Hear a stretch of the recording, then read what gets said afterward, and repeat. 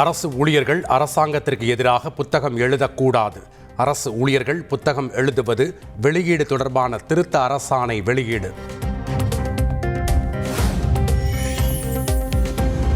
பாமக தலைவர் பதவியில் இருந்து அன்புமணியை நீக்கி ராமதாஸ் அதிரடி உத்தரவு.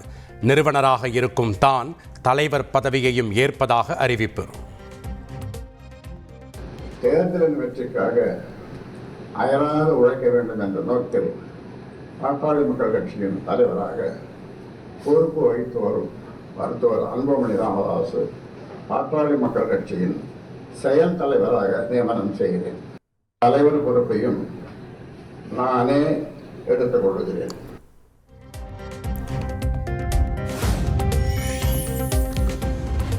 அன்புமணி ராமதாஸ் செயல் தலைவராக தொடர்வார் என ராமதாஸ் அறிவிப்பு. 2026 சட்டப்பேரவை தேர்தலில் இளைஞர்களை வழிநடத்தவே இந்த முடிவு என்றும் விளக்கம்.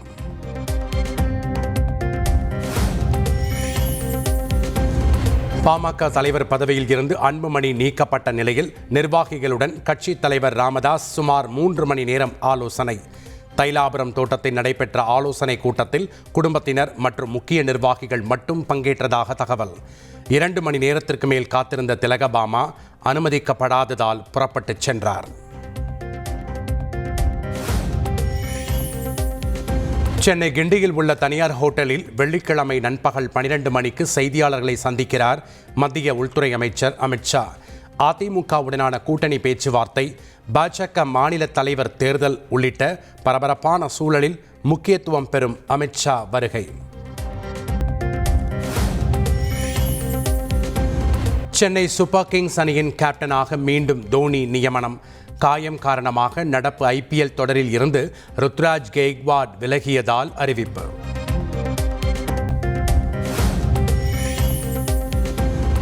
கோவை அருகே தனியார் பள்ளியில் பூ பெய்திய மாணவியை வகுப்பறைக்கு வெளியே அமர வைத்த விவகாரத்தில் வன்கொடுமை தடுப்புச் சட்டத்தின் கீழ் 3 பிரிவுகளில் வழக்கு பதிவு.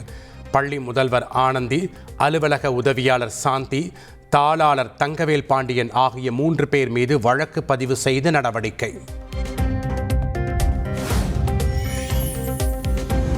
கோவை அருகே தனியார் பள்ளியில் மாணவி வகுப்பறைக்கு வெளியே தேர்வு எழுத வைக்கப்பட்ட விவகாரம். மாணவி தனியாக தேர்வெழுத தாய் தரப்பில் அனுமதி கோரப்பட்டது என பொள்ளாச்சி ASP விளக்கம்.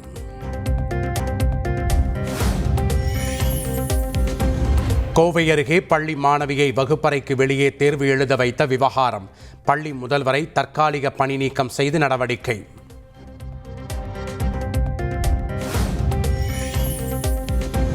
தமிழகத்தில் 9 மாவட்டங்களில் சதமடித்த வெயில்.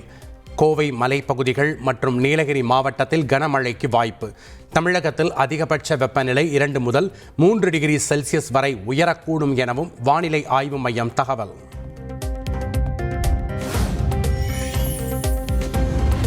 வேலூரில் பகலில் 105 டிகிரி ஃபாரன்ஹீட்டை கடந்து சுட்டெரித்த வெயில். மாலையில் திடீரென வானிலை மாறியதை அடுத்து கொட்டி தீர்த்த கனமழை.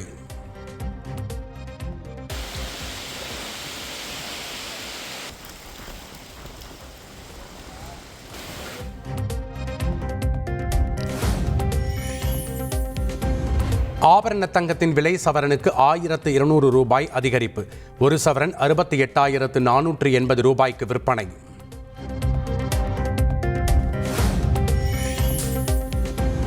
விஜய் தலைமையில் வெள்ளிக்கிழமை தமிழக வெற்றி கழக மாவட்ட செயலாளர்கள் கூட்டம். பனையூர் அலுவலகத்தில் நடைபெறும் கூட்டத்தில் பூத் கமிட்டி நிர்வாகிகளை நியமிப்பது தொடர்பாக ஆலோசனை.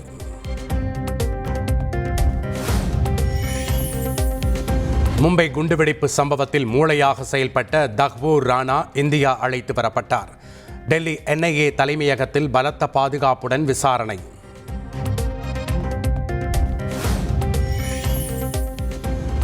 தஹ்பூர் ராணா பாகிஸ்தான் குடிமகன் அல்ல என்று அறிவித்த பாகிஸ்தான் வெளியுறவுத்துறை.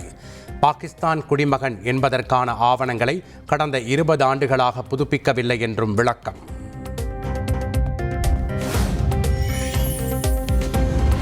பெரும் எதிர்பார்ப்புகளுக்கு மத்தியில் நடிகர் அஜித்குமாரின் குட் பேட் அக்லி படம் ரிலீஸ் ஆனது.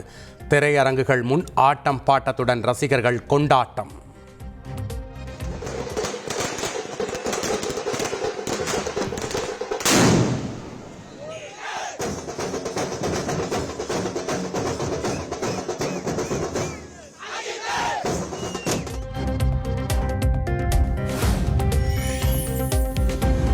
நடிகர் அஜித்தின் குட் பேட் அக்லி திரைப்படத்தை மனைவியுடன் சேர்ந்து பார்த்த சிவகார்த்திகேயன். சத்யம் திரையரங்கில் ரசிகர்கள் உற்சாக வரவேற்பு.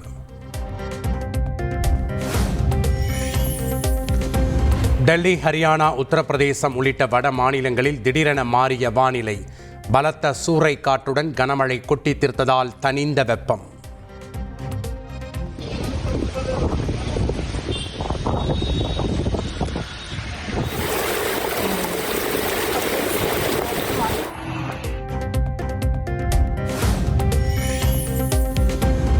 மத்திய பிரதேசத்தில் உள்ள சாஹிப் பகத்சிங் அரசு கல்லூரியில் பேராசிரியருக்கு பதிலாக மாணவர்களின் விடைத்தாளை திருத்திய பியூன். கல்லூரியின் முதல்வர் மற்றும் பேராசிரியர் சஸ்பெண்ட் செய்யப்பட்ட நிலையில் பியூன் மீதும் நடவடிக்கை.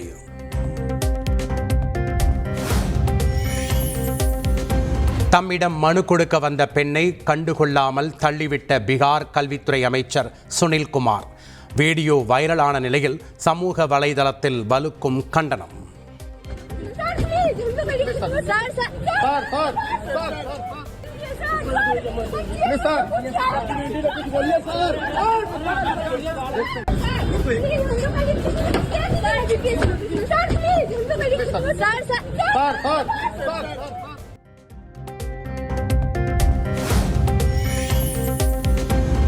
IPL தொடரின் 24வது லீக் ஆட்டத்தில் டெல்லி அணி அபார வெற்றி.